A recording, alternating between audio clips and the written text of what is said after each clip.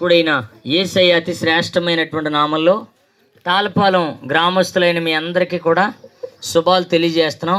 ఈ వీధి వారందరినీ కూడా ప్రభు దీవించాలని నిండారుగా కోరుకుంటా ఉన్నాం. ఇవి దేవుని మాటలో ఎంత వింటే అంత మనకు మేలు కలగజేస్తాయండి. అవి మన జీవితాలకి ఒక మార్గాన్ని, ఒక అద్భుతాన్ని, ఆశ్చర్యాన్ని మన జీవితాల్లో జరగటానికి ఆస్కారంగా ఉంటాయండి. కాబట్టి ఇవి దేవుని మాటలో అన్యత ఎవరు భావించొద్దు. దేవుని యొక్క స్వభావాలు అనేకాలు ఉన్నాయి. వాటిలో అవన్నీ మంచివే, కానీ వాటిలో ఒక ముఖ్యమైనటువంటి ఒక స్వభావాన్ని నేను మీకు పరిచయం చేస్తాను.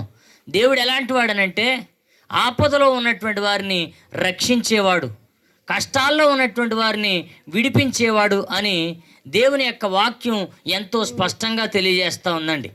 అయితే చూడండి, ఎలా రక్షిస్తాడు, ఎలా కాపాడుతాడు అని అంటే బైబిల్ గ్రంథంలో హిజ్కియా అనేటువంటి రాజు ఉన్నాడు. ఈ హిజ్కియా అనేటువంటి ఈ రాజు అండి దేవుణ్ణి నమ్ముకున్నవాడు.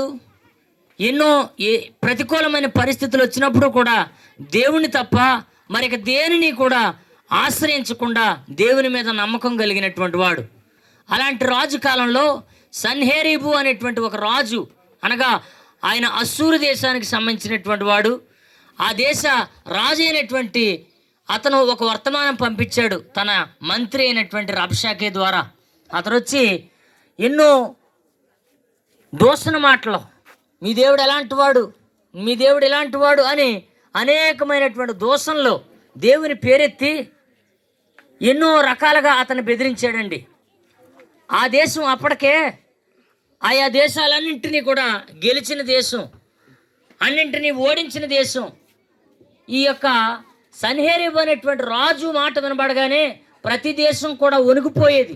ఎందుకనంటే అప్పటికే ఆయా దేశాలన్నింటినీ కూడా తన చేతుల్లో, తన గుప్పిట్లో పెట్టుకున్నాడు.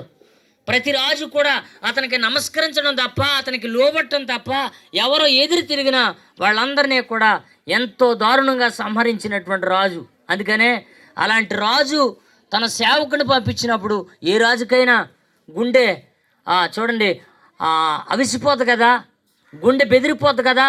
అలాంటి కలవరమైనటువంటి పరిస్థితుల మధ్యలో కూడా చూడండి ఆ సేవకుడు చెప్పినటువంటి మాటలు వినండి.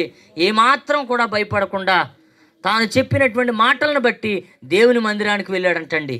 దేవుని మందిరానికి వెళ్ళి అక్కడ దేవునికి చెప్పుకుంటున్నాడు తన విషయమంతా. అయ్యా, నా జనం ఎలాంటిదో, నా ప్రజలు ఎలాంటి వారో, నా సైన్యం ఎంతటిదో నీకు తెలుసు కదా.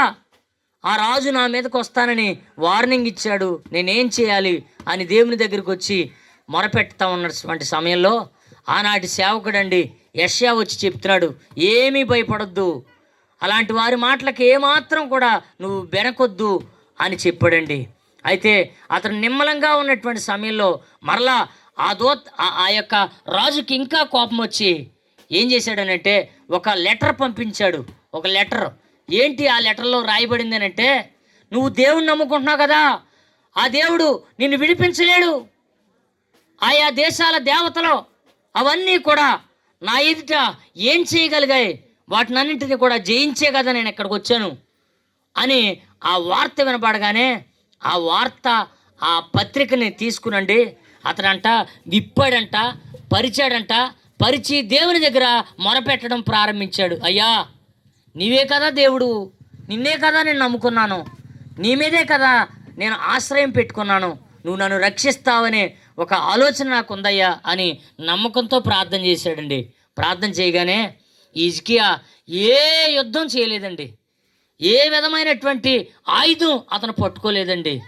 ఆ రాత్రే చూడండి ఆ సేవకుడు వచ్చి ఒక మాట అంటున్నాడు, ఒక్క బాణం కూడా నీ మీద ప్రయోగింపడు, అతను ఏమాత్రం కూడా నిన్ను ఏమీ చేయడు, నీ మీదకి రాడు అని చెప్పగానే ఆ మాటతో నిశ్చయత కలిగి అతడు ఆ మాటను నమ్మి ఏమాత్రం సైన్యం మీదకి వెళ్ళటానికి అతడు సిద్ధపడలేదండి.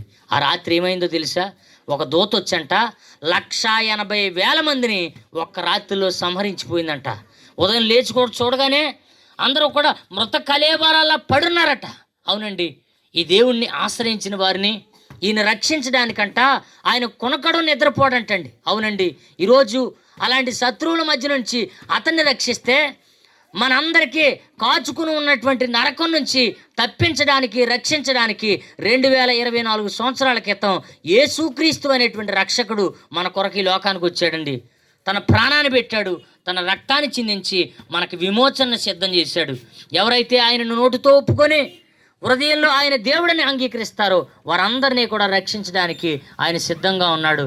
అట్టి కృప మీకందరికీ ప్రభు దయచేయునుగాక. ప్రార్థన చేద్దాం. స్తుతి స్తోత్రం దేవా, పరిశుద్ధుడా, కృపామయుడా, కృపగల దేవుడా, కన్నుడా, గొప్ప తండ్రి, మీకే వందనాలు, స్తుతి స్తోత్రాలు, కృతజ్ఞతల ప్రభు. ఈ సాయంత్రం సమయంలో నాయన ఈ ఒక్క తాళపాలెం గ్రామాన్ని ప్రేమించి నీ ప్రియబిడలమైన మమ్మల్ని అందరినీ కూడా నడిపించిన విధానాన్ని బట్టి స్తోత్రాలు ప్రభు. అవునైనా ఎవరైతే ఏ సెరలో బంధించబడతారో వారిని విడిపించే దేవుడు అని హిజ్కియా రాజుని మీద అనుకున్నప్పుడు నాయన సిగ్గుపరచబడలేదని నాయన ఇక్కడ నీకు దాసులు నిలబెట్టుకుని మాట్లాడారు ప్రభా. మరి ఎవరు ఏ బంధకాలతో ఉన్నారు, ఏ సెరలో ఉన్నారో మాకైతే తెలియదు కనుక హృదయ రహస్యాలు తెలుసుకున్న గొప్ప దేవుడు నీవు అయినావు కనుక నాయన ఎవరిని ఏ విధంగా విడిపించడానికి నీ చిత్తమైందో నాయన వారందరినీ కూడా మీరు దర్శించి ఆకర్షించి విన్న మాటల ద్వారా నువ్వు గొప్ప దేవుడు అని, విడిపించే దేవుడు అని, ఆశ్చర్యకరుడు అని, సర్వశక్తివైన దేవుడు నీవు తప్ప వేరొక దేవుడు లేడని నాయన అందరూ గ్రహించలాగని మీరే సహాయం చేసి విన్న మాటల ద్వారా ఇక్కడ ఉన్న ప్రతి బిడ్డని మీరు దర్శించి దీవించి ఆశీర్వదించి సహాయం చేసి మహిమ తెచ్చుకోమని యేసు పరిశుద్ధ నామాన్ని బట్టి అడిగి వేడుకుంటున్నాం మా పరమ తండ్రి. ఆమేన్.